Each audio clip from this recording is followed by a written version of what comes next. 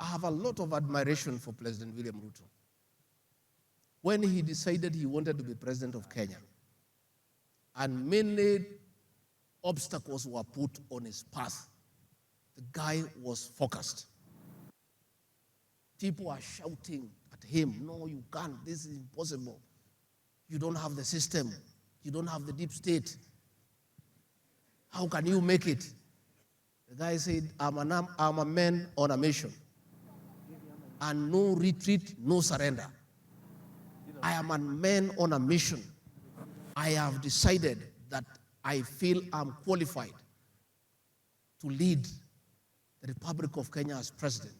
That is my focus. And he's stuck there. Many people persuaded him otherwise. People came and told him the journey you have started is impossible. Please drop it. You can't make it. He said, I'm a man on a mission.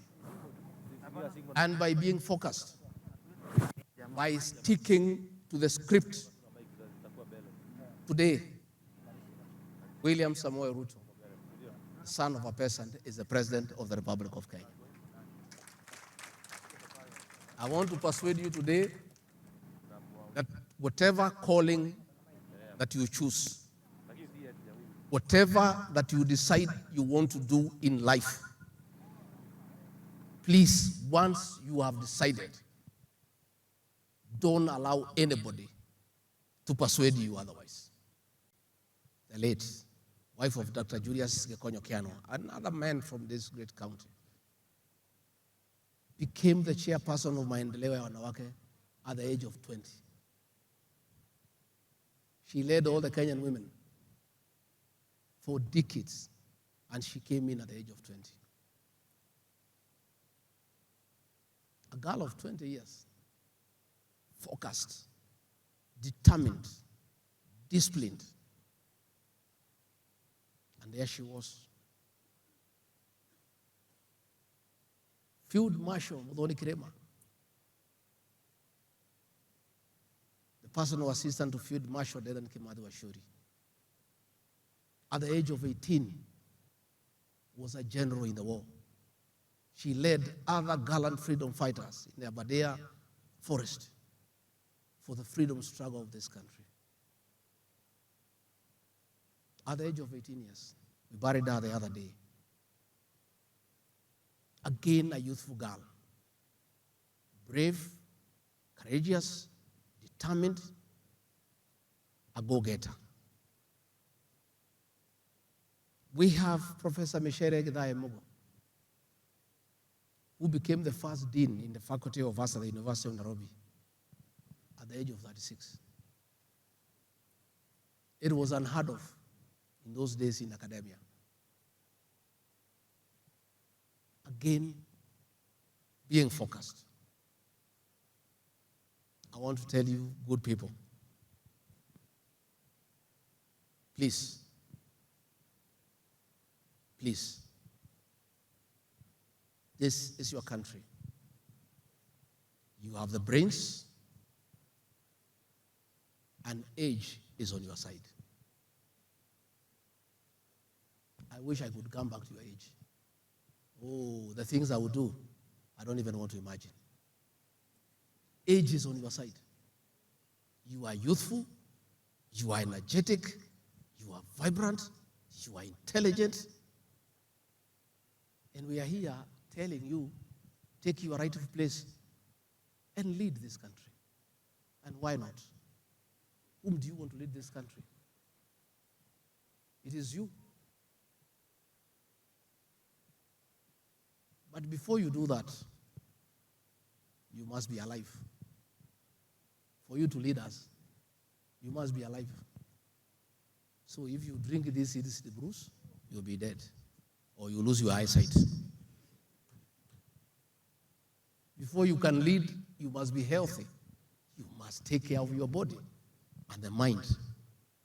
This mind, if you intoxicate it with illicit brews and bangi and drugs, whom will you lead? I cry for our people. I cry for our young men. when I see them sleeping in ditches after taking lethal illicit brews. I cry for our university students when I see them taking drugs. There's no future for you. Your parents have brought you here hoping that you'll be somebody someday to take care of yourself and your family and to take care of them in old age and thereafter take care of the society. If you are dead, you cannot take care of them. If you ruin your body through illicit brews and drugs, you cannot take care of your aging parents.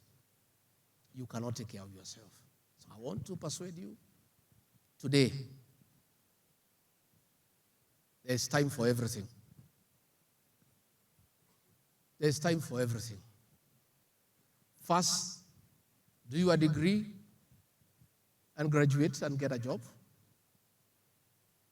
If you must drink, have a decent beer to drink.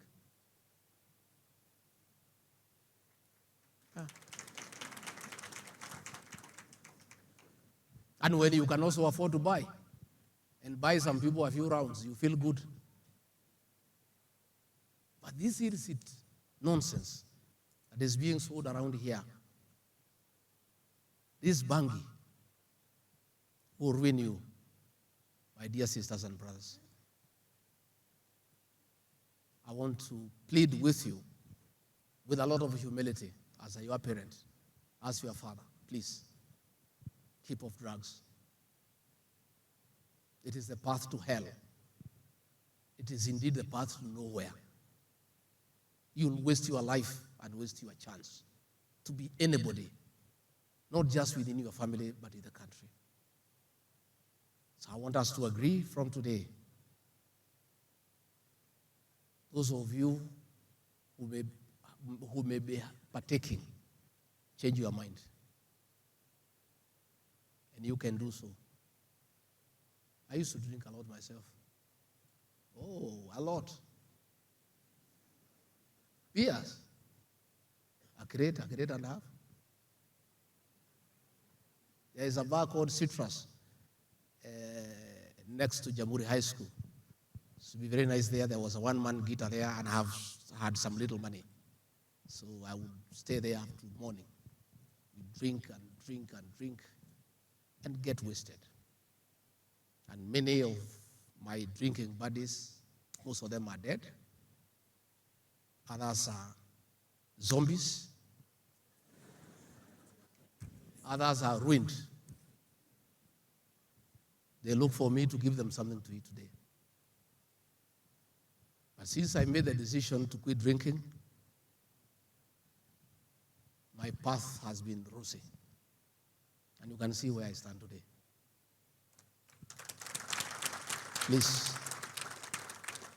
Please, our young people, I cry for you. President William Ruto cries for you. I've come to talk to you, to ask you, with tremendous respect and humility, that your future is bright. Please, don't ruin it. You owe it to yourself not to ruin it. You owe it to your parents not to ruin it. You owe it to society. And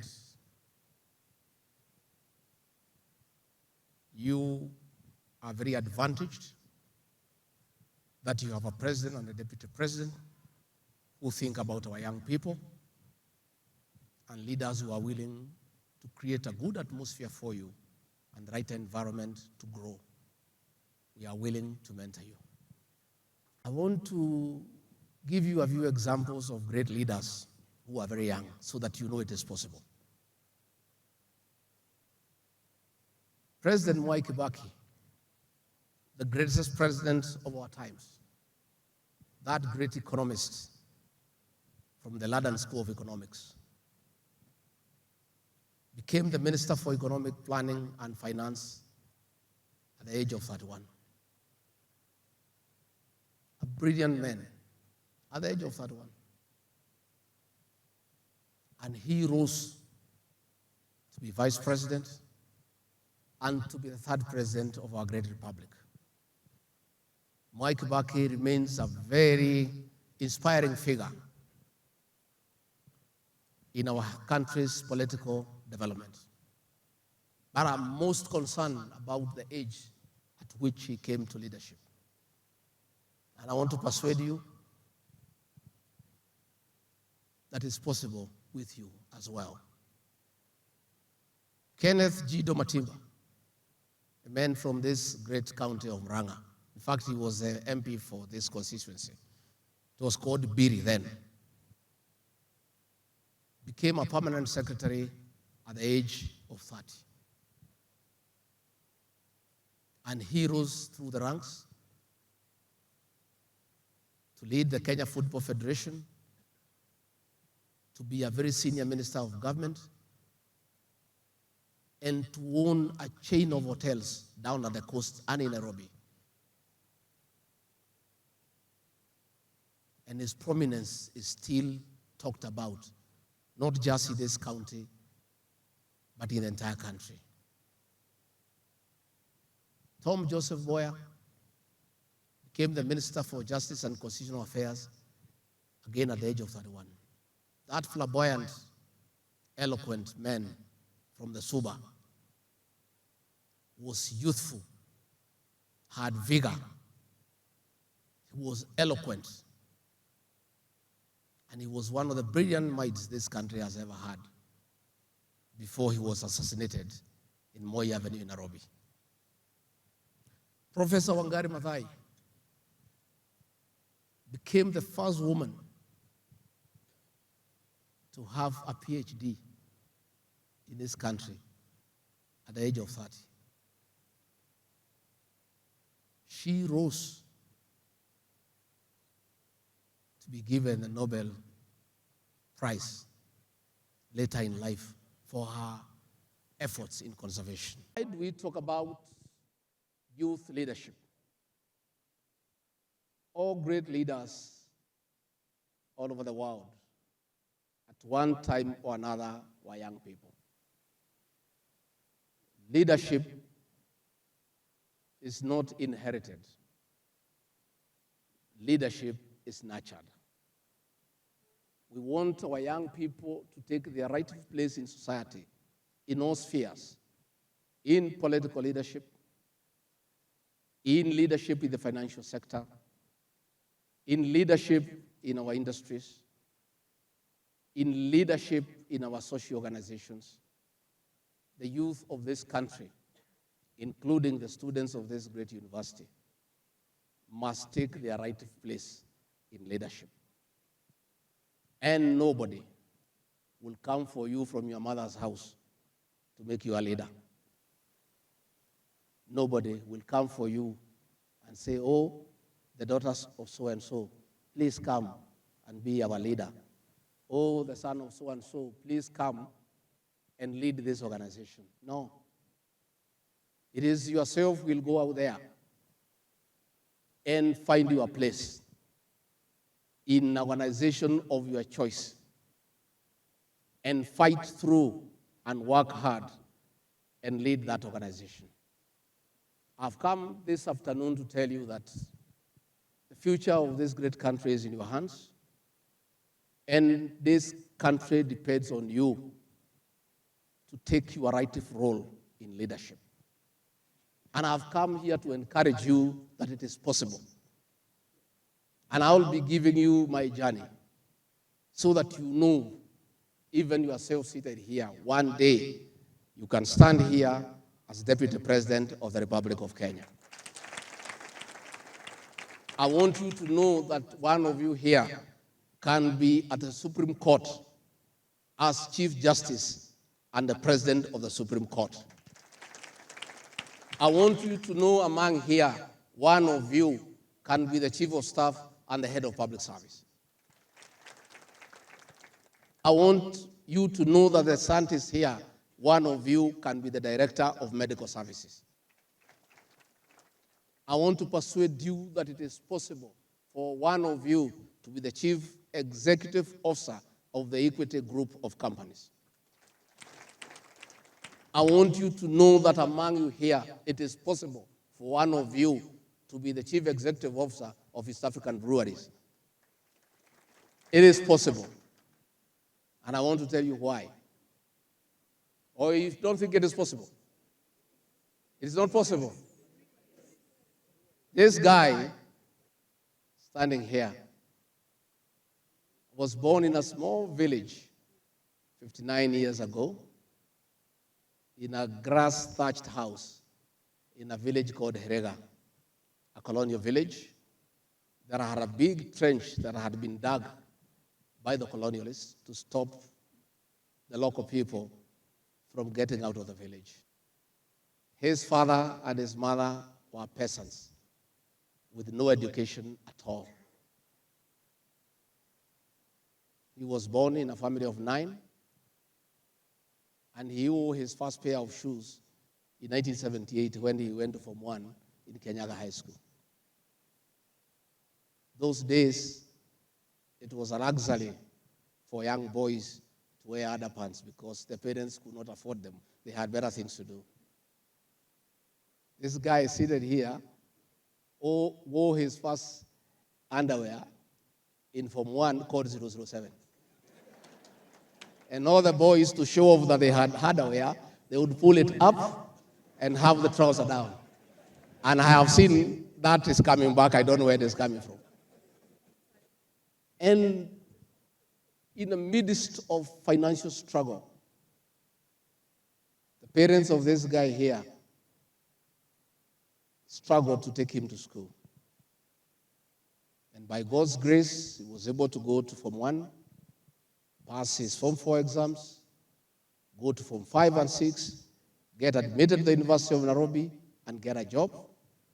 And through hard work, praying to God, being focused, became a district officer in the government, worked hard, became an assistant secretary, continued working hard, became the personal assistant to the head of public service, Professor Philip Mbithi, continued working hard and being focused and praying God, became personal assistant to President Uhuru Kenyatta when he was the leader of official opposition, continued working hard, became a successful businessman, let alone sought for office, became a member of parliament, and today, by God's grace, is the Deputy President of the Republic of Kenya.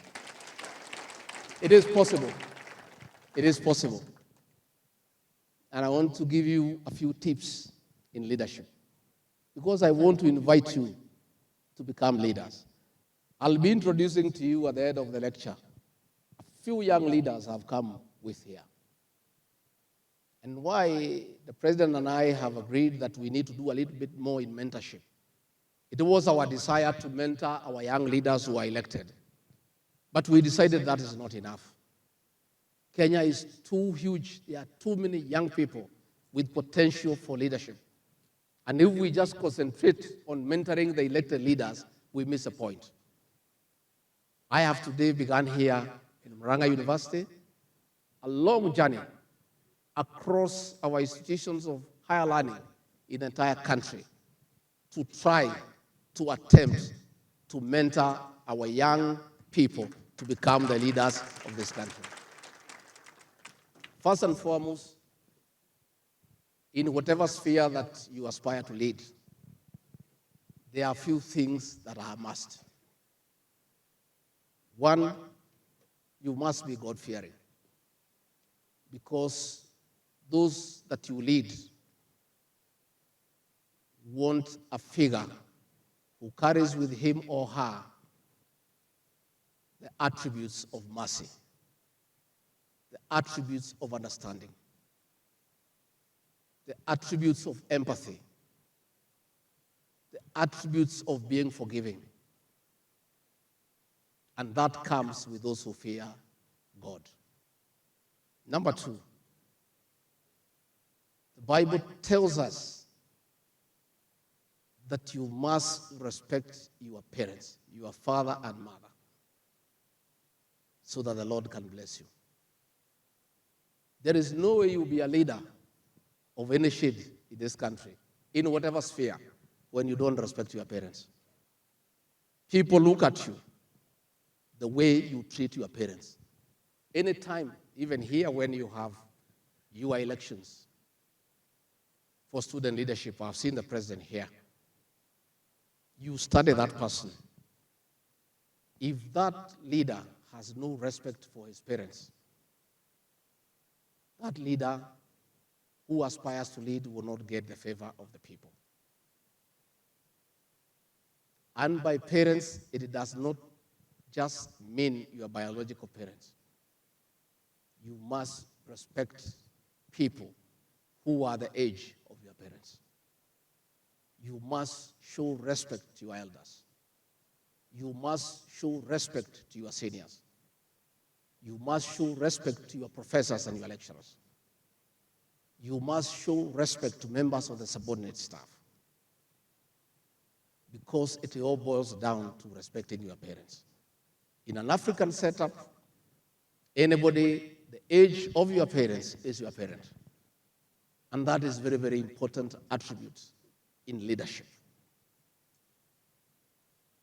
Again, as you aspire to lead, the issues of being consistent are critical. What you say on Monday, you must repeat on Tuesday and Wednesday and Thursday. You cannot say one thing on Monday and say a different thing on Tuesday. Your word must have value. And we must not be reckless with words. I know in our lives, all of us have been through that stage. Most of you are in that stage. You jokingly, when you are trying to tune a girl, tell her that you marry her. Please don't, unless you intend to. It's a very serious commitment. You are trying to talk to a girl, to entice her, to be your girlfriend, to be your long life partner. You have just met her for 2 days, and then you are telling her you are going to marry her. And you have hardly known her. And you actually don't mean it. It is unacceptable. The day you want a position of leadership, and you promise other things, that girl you promise you'll marry and you had no intention, will say that guy is a liar. Let our words have value. If you say, I will do this for you, before you do, think it through. Think it through. And only when you are sure you'll do it, when you are sure you will deliver on that promise, then go ahead and pronounce yourself. Matters integrity. The preparation for leadership is based on integrity.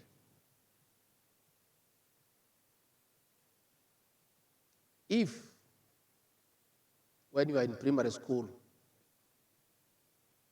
you used to take the pencil of your desk mate when he or she is not there and it disappears,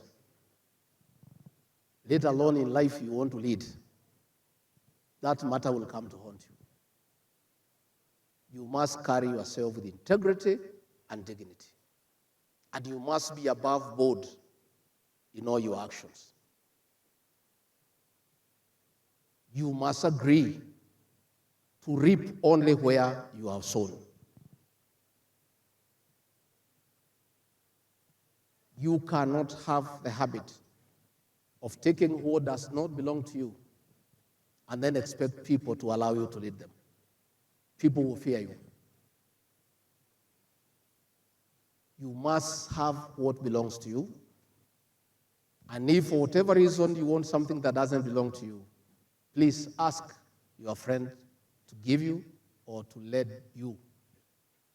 But don't take away things that don't belong to you. And that brings us to the whole issue of corruption in our Kenyan state. Many public servants have taken upon themselves to use their positions to unfairly enrich themselves to the detriment of the Kenyan people. And you find when you have been given a position of responsibility, Instead of using that position for the public good, you want to use that position to enrich yourself, your friends, your family, your acquaintances. I want to persuade you this afternoon that as one of the strongest ways to prepare for leadership is to be a man and woman of integrity. I want to persuade you this afternoon, as we move on, that another important attribute of leadership and those who aspire to be leaders is courage. You cannot lead people. You cannot lead an organization when you are a coward. Leadership is not for the faint-hearted. Leadership is not for cowards. Leadership are for men and women who are courageous. You must, in a very steadfast way, stick to what you believe in. And don't let anybody intimidate you when you have taken a certain position. Think through what you want to do. Interrogate whatever position you want to take. Apply the pros and cons and decide what is good. Once you have decided what is good, stick to it to the end.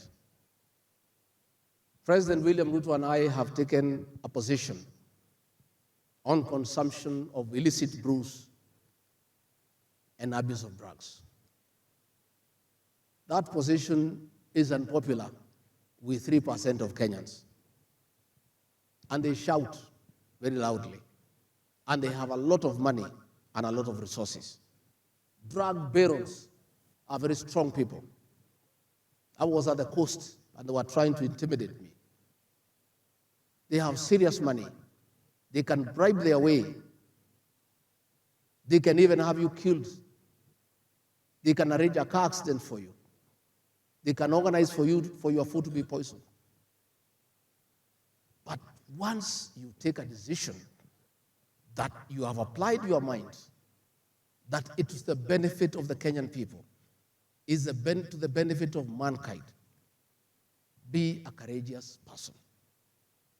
Defend what you believe in courageously and publicly take a stand that this is my stand and nobody can intimidate me from that stand.